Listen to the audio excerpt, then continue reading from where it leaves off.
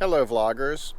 I'm running some comparisons of this new Sennheiser MKE 200 microphone that's been put out, and one of the questions I got was to compare the performance of this microphone on my GoPro Hero 8 with and without the microphone. So I'm using the media mod with this GoPro, and so right now you're hearing the result coming from the Sennheiser MKE 200 microphone, and in just a moment I'm going to switch this over to the media mod's microphone, and so we can see what the difference is in sound.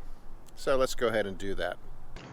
Okay vloggers, I'm back again. This time we're listening to the sound coming in from the GoPro's media mod microphone, and so it would be interesting to find out what the difference is here.